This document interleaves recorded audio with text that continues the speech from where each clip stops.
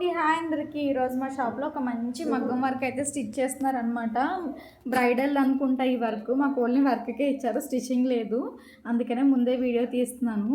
చాలా అంటే చాలా బాగుంది. కాసుల పేరుతో చేశారనమాట. చిన్న చిన్న కాసులు వచ్చాయి. హ్యాండ్స్ నెమలి పించాలు కూడా చాలా బాగా వచ్చాయి. స్ప్రింగ్తో చేశారు మొత్తం వర్క్. బ్యాక్ 3 పాయింట్ నెక్లో ఉంది. బ్యాక్ ఓపెన్ అనమాట.